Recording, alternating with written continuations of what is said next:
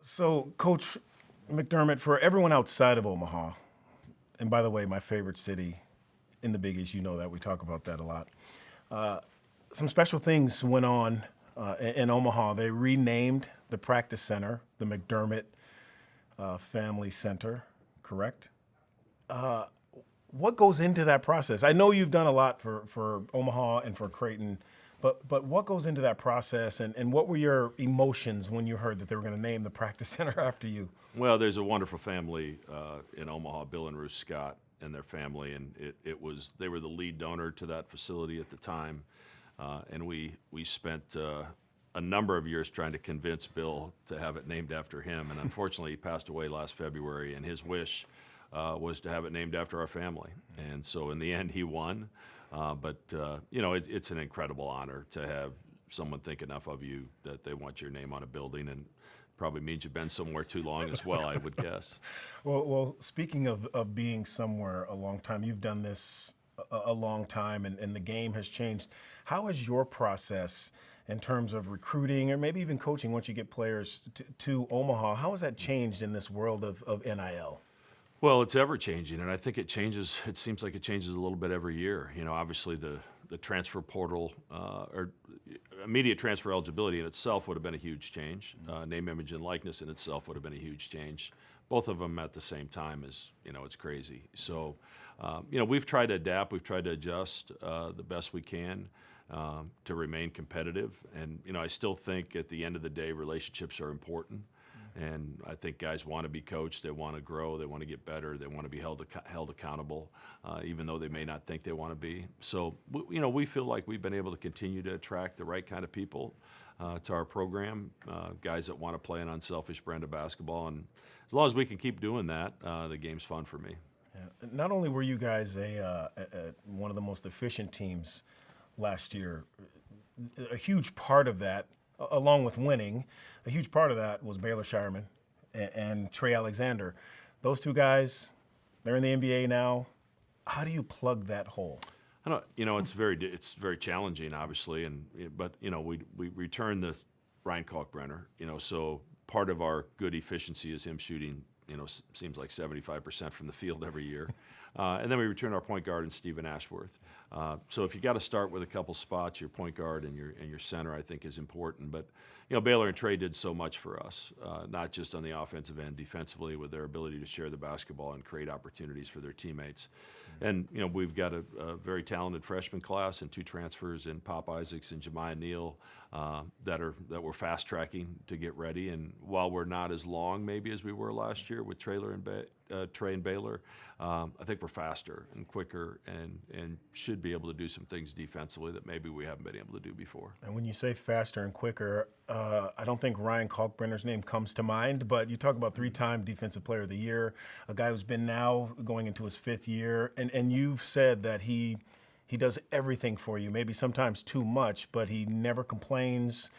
What was his summer like in terms of deciding to forego or to graduate, go to the NBA, or try to play professionally versus coming back? This is really the first opportunity he's had to have an off season. He played USA basketball one year. He was hurt one year. He went through the NBA draft process one year, as you know. That becomes your focus and not development. And when we had the conversations last spring about what he should do, what's best for him, my message to him is if you decide you're going to come back, you have to change you have to get better. That's why you're doing it. And to his credit, he went to work in the weight room. His upper body strength is better. His conditioning and stamina is a place that I've never seen it before. And he continues to develop his ability to stretch the floor with the three-point shot. So to Ryan's credit, he went to work, he improved his game, and hopefully, it baffles me that he's not looked upon in a more positive light in the NBA because I see on a daily basis what he does to your defense. And it's not just the shots he blocks, it's the shots he changes, it's the shots that the opponents don't take because he's there and what that does for our defense. And on top of that, he's just an absolute pleasure to coach. Yeah. So finally, this is the easiest question. What will it take for Creighton to win its first Big East title? Yeah, I think first of all you have to stay healthy, and I think the league is going to be an absolute monster this year. I think there are some teams that have really upgraded their rosters, but you have to stay healthy. You have to take care of your home court. You can't slip up on your home court.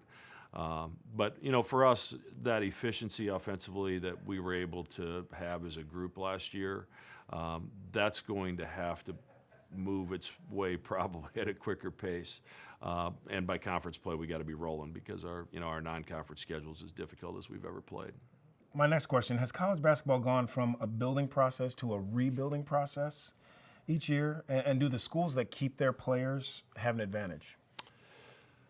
I think the rules are dictating that you're not going to build a program anymore. You're going to rebuild a team every year. And, I've been in this business 35 plus years because I enjoy building a program.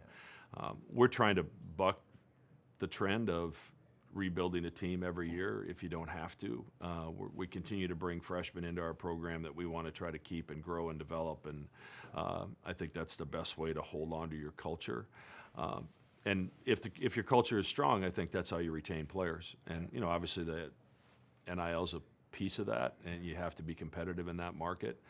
But I also think you have to have a culture where it's fun, where guys feel like they belong, and then it's much easier when you have those conversations in the spring when guys are trying to decide whether to stay or go. When you look at a team like UConn and what they've achieved, how daunting are they as an opponent? Well, we've been one of the teams that's had a little success against them. There haven't been many. But you have to hook it up when you play them. Their physicality, their toughness. I think they intimidate some people with that, and you have to try to understand that that's going to be part of the game, and you're going to make a few mistakes. Just don't allow it to snowball. But they certainly are the standard in college basketball right now. They've been a great addition to this conference, and we're going to keep knocking on the door and see if we can't catch them. I've always said this about Omaha. When you get there, you don't want to leave. That's why you've been there as long as you have, and players go there. But it's getting the players there, I think, is probably the first challenge. But once they're there, what makes Omaha and Creighton such a special place to be? It's so simple. It's the people. Like they're, the university staff and support staff is incredible, and the leadership from top down. And then our fans, they've shown up, good, bad, tough times. They're there in droves, 17,000 plus every single game. So, I think, and it's a big reason. A lot of our former players now have, they now live in Omaha. They're back raising their families there because of how they were treated when they were there.